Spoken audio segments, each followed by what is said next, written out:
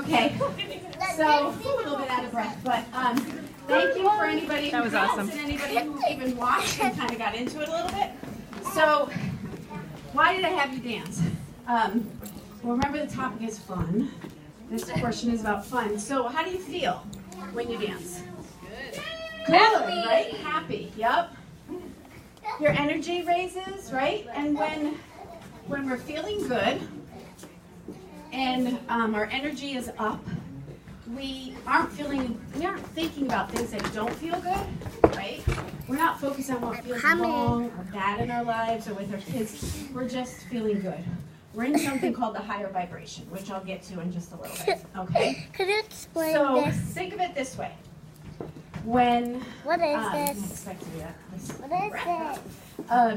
So when we are stressed, overwhelmed, depressed, any of those emotions, and we're working hard to try to help our kids, and we might make some improvements, but chances are we're not going to help them reach their full potential, right? Because we're actually functioning from a lower vibration, which makes it harder to create healing. So a lot of moms that I know who have kids with special needs or any sort of health condition, they'll go the extra mile, if not 100 extra miles to help their kids, right?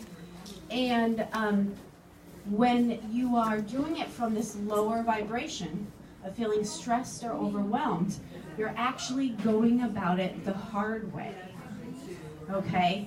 And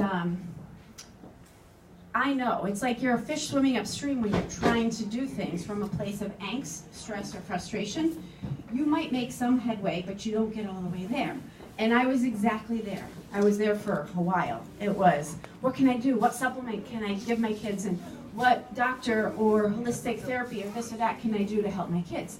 And some of it helped, and some of it really helped, and some of it was what it was. But the things that didn't work either weren't necessary for my kids, or my level of angst helped to hold me here and not keep moving forward into the place of full healing with my kids.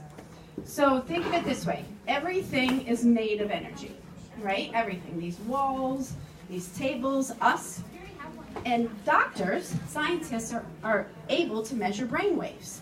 So they can measure the range of emotions. So high vibration emotions, which means high level of energy, is happy, ecstatic, feeling so alive.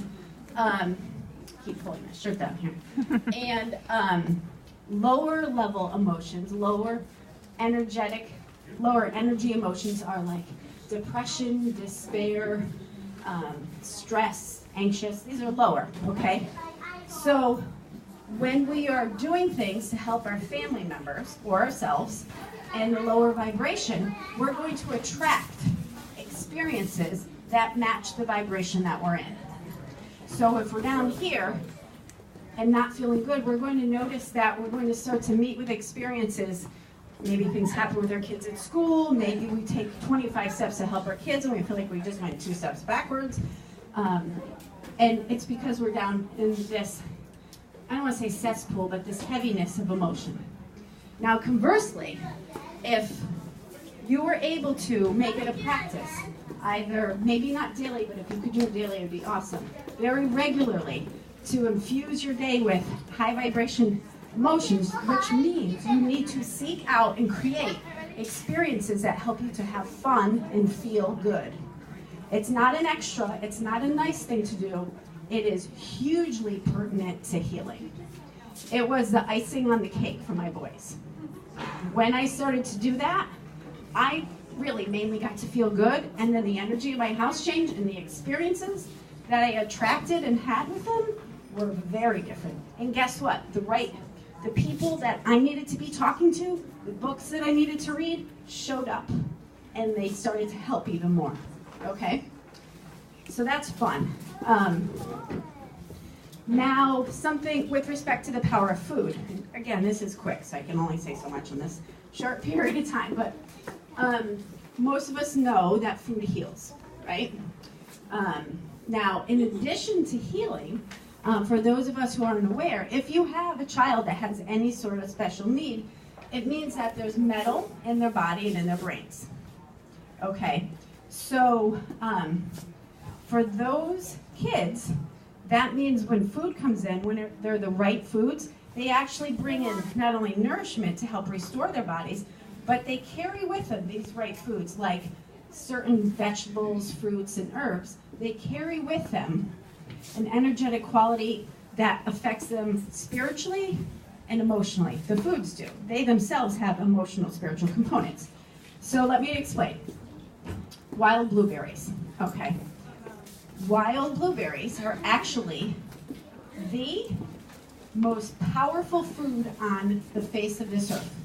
They have wild blueberries, not to be confused with basic blueberries, which are awesome, but we're just talking mega healers. So, so they also have the highest proportion of antioxidants in them of any food on the planet, again, right? Like we're looking in the rainforest for all these cool foods, and a lot are coming from them.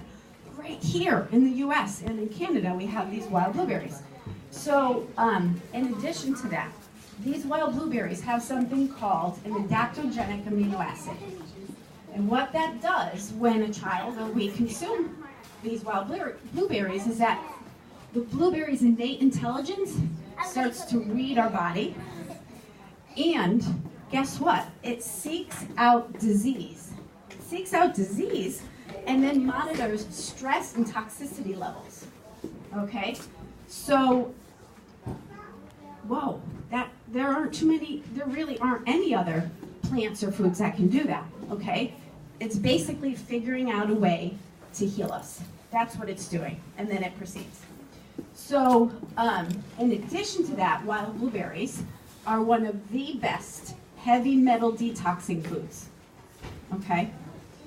So if you have a child with any sort of health condition, again, it's something you might want to think about bringing into their lives, in your life. Since everybody has some metals in us, we can know. Okay, so now on to the piece that actually, as I mentioned before, foods carry emotional and spiritual components, the right foods. So with respect to wild blueberries, if you think about it, wild blueberries grow on low scrub brushes. And they grow in places where the conditions can get pretty harsh in the winter. Really cold, icy, windy, snowy. And they withstand those elements through the winter, only to always replenish, regrow, and thrive in the spring, okay? And if there were a fire and the wild blueberry bush was burned to the ground, it is the only plant that will return from the ashes and not only survive, but thrive. So here's the emotional, spiritual component. When you eat these wild blueberries, they carry on to you or your kids, assuming they may be eating them as well, the emotional and spiritual components of not only helping you to survive the unthinkable, but to thrive, okay? So that's an amazing energy, right? So, all right, again, I have to be quick. I'm just doing one food here. But you get the point that these foods can heal, right foods can heal, and bring in these emotional, spiritual components that elevate to whole healing, right? Now, the last piece I'm going to talk to you about has to do with following your intuition. Has anybody had an experience where you had a feeling about something, right? You had this feeling like, I don't want to do that. That doesn't feel good. You couldn't really even justify it or have any logistical meaning behind it in terms of why you didn't want to do it. You just had a feeling. And you went ahead and did it anyway. And it didn't turn out so well afterwards, right? Now, conversely, you ever think or ever have an experience where you had a thought or an idea that felt really good, and you allowed yourself to pursue it. And then what came of it was something awesome. Everything seemed to just slide into place, things flowed, or it was just great. You had like what felt like the time of your life. Things just felt great. This is your intuition guiding you, right? And your intuition is typically you feel it in your gut, and it's that feeling you get to either, yes, do something, it feels lighter, feels good, something's appealing about it, or heavy or no, something feels off about it, right? So basically, your intuition is your internal wisdom. It's our souls connected to the divine, source energy, universe, whatever you'd like to call it, speaking directly to us. So it's no joke. We can follow science, we can follow all these things till the cows come home, and it's all awesome. And so much of it is helpful to us, but we don't need it all. We only need some of it. And to know what we need and our kids need, that's where intuition. If we can follow intuition and step into really feeling that and listening to that, we will cut through the chase. We'll create shortcuts in healing. So how can you hear your intuition? A lot of different ways, but one quick way that I have put into practice that I have found to be really helpful is if you're in a pretty good, you feel like you're pretty good right now or whatever, and you want to raise your emotions or just keep feeling better and better, ask yourself the question throughout the day, what would feel good? What would feel good? What would feel good? Sounds like, okay, whatever. What's the big deal about that question? When you start to ask yourself that question, or this other question of what would bring me relief. You ask that question if you're in a lower vibration, heavier, depressed, sad, whatever. Okay. Ask one or two, both, whatever, throughout the day, depending on where you're at. You will start to be drawn to certain people, to certain strategies, to certain foods, to certain books, to certain movies, to certain colors even. There's a meaning to what you're being drawn to. And when you allow yourself to follow it, you start to feel better. Your kids, assuming this is what this is all about, they start to feel better too, because you're now following intuition, right? So everybody here is awesome and has such great information, ideas, activities, but we might not need everybody right now for ourselves or our kids, right? So go to who you're drawn to who you're resonating with their approach, right? Do that. And it doesn't mean it will stick forever. We keep evolving. So at some point we then might need something or somebody else, right? Or nothing. Sometimes we just have to take a break, right? It just depends. So anyway, that's my really quick, how fun the power of food and following your intuition can really start to make a great difference in your kids' lives and yours too.